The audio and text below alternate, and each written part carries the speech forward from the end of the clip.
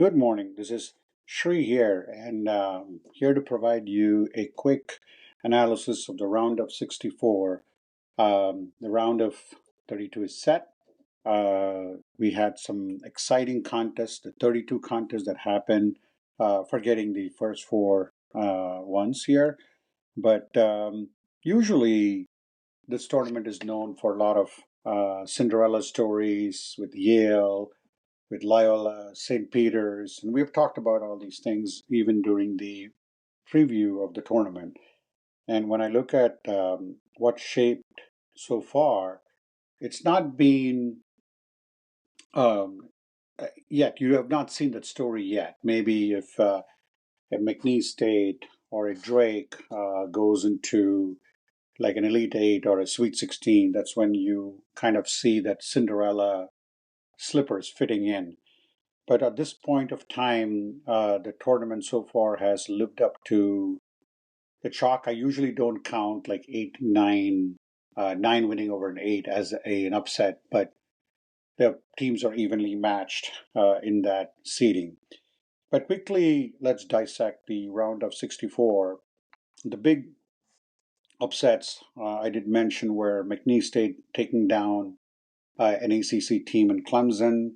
You got Drake taking down an SEC team in Missouri, and you had Colorado State taking down the AAC winner Memphis. Memphis was a team that actually beat UConn in Maui. So they deserved the five seed.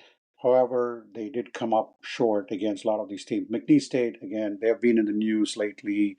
There was a story that I heard about their student manager Amir Khan. I think it was pretty funny, and he has this boom box, and he's like cheers. He's got his own NIL, and pretty interesting. I'm very happy for Mcneese State for a team that won its first NCAA tournament. But when you look at the other 8-9 matchups, you had Baylor taking down Mississippi State, New Mexico taking down Marquette in a very close game, Creighton taking down Louisville in a pretty big way, and you had Arkansas, John Calipari's team taking down Bill Self's Kansas, each of them having 57 wins, tournament wins to their name. And then you had, as I mentioned, Drake taking down Missouri. So those were the significant wins that you saw in the first round. And, there were not many close games. I think the Michigan game you saw was closer. There was the New Mexico and Marquette game was quite close, and then the same thing with like the Baylor fending off Mississippi State, 75-72 win. So that's most of the games. And then, like I said, Creighton actually defeated Louisville in their own backyard in Kentucky quite handily. And a lot of people thought Creighton should have been ranked higher because Creighton finished ahead of UConn in the Big East and still they were not given the right seeding against a weak ACC team. Right now, when you look at the ACC, they only have one team left, which is Duke, which could go on and win the tournament. But that shows you how weak that ACC was with Clemson, Louisville, all bowing out. So, and North Carolina too, which lost yesterday. They were getting blown out, but came back, kept it very close. But give credit. North Carolina couldn't put it away. So ACC, they had only four teams with only one team left. Um, SEC, we'll get to the SEC right now also, but there's one thing that I always look at these trends, and this is something that you've seen in every NCAA tournament, the 5 and 12 matchups. The 6 and 11 matchup upsets they used to be relatively common, but the 5-12 is like the second instance of a 12 seed defeating a 5 seed in the round of 64. It's very interesting, and the fact that multiple 12 seeds were successful against 5 seeds, it's probably like an underestimation of these lower seed teams. Like Mcneese State beating Clemson, that was one of them, and then you had another Memphis 5 seed going down to Colorado State. So um, quickly before we start, let's look at like some of the conferences that sent all the players. You had ACC with 4, Big Ten with 8, SEC with 14, Big 12 with 8, Big East with 5, and then we can talk about Mountain West with 5, and then Pac 12 with 3. The ACC, as I talked about, very disappointing round of 64, and North Carolina, Clemson, and Louisville all suffered defeats. So that tells you, so the first time the tournament expanded to 32 teams and 75, the conference has 2 or fewer than 2 teams reached the round of 32. So that raises a lot of concerns on the strength of the ACC going forward. Now, will there be a merger trying to catch up with the power conferences? That remains to be seen. Um, so that's where we are. Now, Big Ten, everybody's been talking about how ACC was stronger. I actually think Big Ten was the best conference so far. And traditionally, Big Ten has not been um, a great conference. They would send a lot of teams and they would come up empty. But this time, they had all 8 teams. They are perfect 8-0. That's the story here with all the teams. 100% winning percentage. That should be recognized as a tournament record. It's a huge success for Big Ten, not only in the football. I think that when you look at how the football has shaped the conferences, this is what it is. I think Big Ten has proved that they're good in both football and basketball. Anyway, the SEC sent the largest contingent, 14 bids. Right now, when you look at the round of 64, they only have 8 and 6. So the only 2 teams, the teams that came up with like Auburn, Alabama, Texas A&M, Ole Miss, Arkansas, and Kentucky, Tennessee, and Florida, are the teams that are through to the round of 32. The Big 12, again, another conference that has enjoyed a very successful round. 6 of the 8 teams participating advancing, led by Houston and Arizona, BYU, Baylor, Iowa State, and Texas Tech. So you had Big 10 and Big 12 are the shining stars of this tournament, while ACC and SEC have disappointed overall. I do think like same thing. SEC top heavy, um, and I think the bottom has fallen. And I do think that I don't think they deserve 14 seats, 14 bids. The Big East, on the other hand, only had 5 teams participating. 4 of the 5 are advancing to the round of 32. The only setback was New Mexico's win over Marquette. Um, Marquette was playing well. It was a very close game. It was tied, even with like 4 or 5 minutes to go in the game. And then New Mexico just pulled away because Marquette missed way too many shots, easy buckets, went for a lot of big threes that was unnecessary. Um, and that's what led to their demise. And then the Pac-12, I do have to give a shout out for them. They all have a perfect, um, 100% winning percentage with Arizona, Oregon, and UCLA all winning their respective matchups. Oregon looked very impressive. Arizona, UCLA, they all looked very impressive. Flawless record for Pac-12. Again, the Mountain West, you had both New Mexico and Colorado State both advancing as well. At the West Coast, you had the Gonzaga, where Gonzaga traditionally, both St. Mary's and Gonzaga secured the wins. So with that, you had the conference breakdown. Uh, when I look at some of the, I would say, very critical games that when we look at the second round, some concerns that would emerge. Alabama and 15 seed Robert Morris was a very, very close game.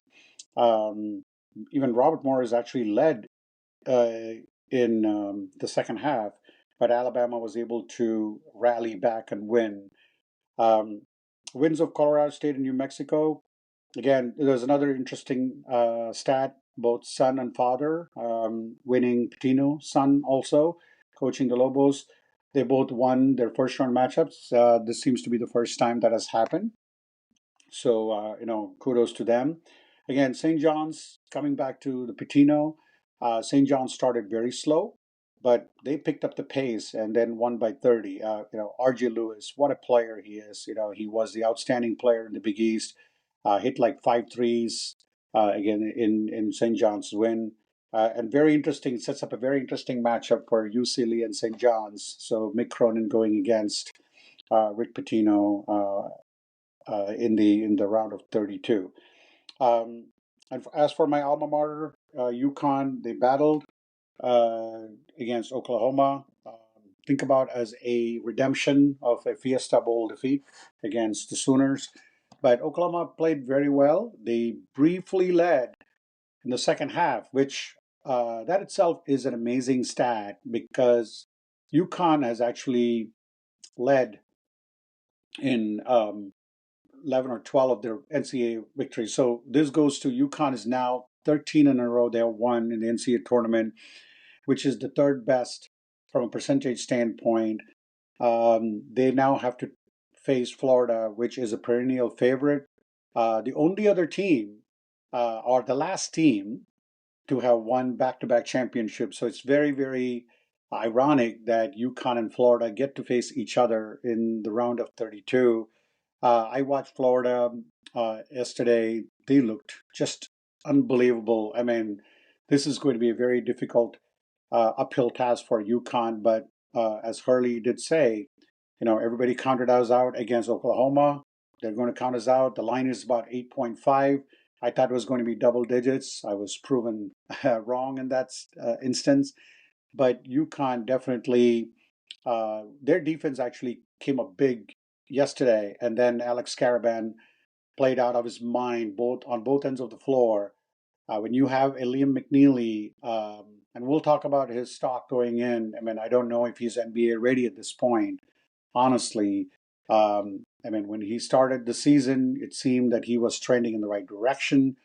But at this point of time, I don't feel both, even Caravan and Liam McNeely, I don't see them uh, having uh, a big name in the NBA. I mean, even though the trend dictates that Liam McNeely is probably going to go to the NBA, he could be a top 20 pick. But just looking at his the way he plays right now, his body strength, and the way he can even carry himself on the field, on the court, I don't feel that he's ready for the modern day NBA.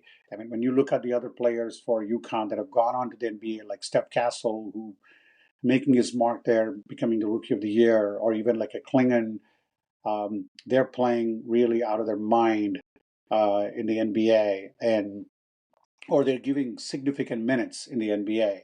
So Liam McNeely, I would have a lot of my doubts on that. But as far as the round of 32 matchups, when I look at some of the critical matches up that's coming in, I'm very interested in the Mcneese State and Purdue game. Purdue led by Braden Smith, and Mcneese State, having that Cinderella run. Do they have another Cinderella run in them? That remains. And then you got this is amazing matchup. You got the Calipari, who used to coach at UMass in Kentucky, going against St. John's and Rick Pitino. So that's going to be a very interesting matchup as well. And I do see and then you got the Creighton and Auburn matchup as well. Sorry, guys, I mean a little cough there, but anyway, and you got the Gonzaga and Houston matchup. That's going to be very nice, and then UCLA, Tennessee. So all great games, and then tomorrow you got UConn, Florida, Duke, Baylor, Illinois, and Kentucky, St. Mary's, Alabama, then Ole Miss and Iowa State, and then you got the Michigan State and the Lobos, and you got the Oregon and Arizona matchup. So it's going to be interesting. Who's going to move on? I do feel like some of the top seeds are going to move on. I mean, as much as I would like UConn to make that run again, I do think that Florida is a way better team, and they're going to move on. Same thing with like Duke. Uh, as far as the rest of them, I think a lot of the lower seeds have a great chance of winning. So let's see which one of them will make the run on which of the top seeds will fall. in the second round. So with that, we wrap it up. Round one. We'll come back after Sunday and do the round two. All right. Thanks again for listening. And that'll set us to the Sweet 16. Who will be in the Sweet 16? So the tournament is heating up, as they say, and looking forward to the matches today and tomorrow. Thanks again for listening. Thanks again for supporting the podcast. Appreciate it, and have a good rest of the day.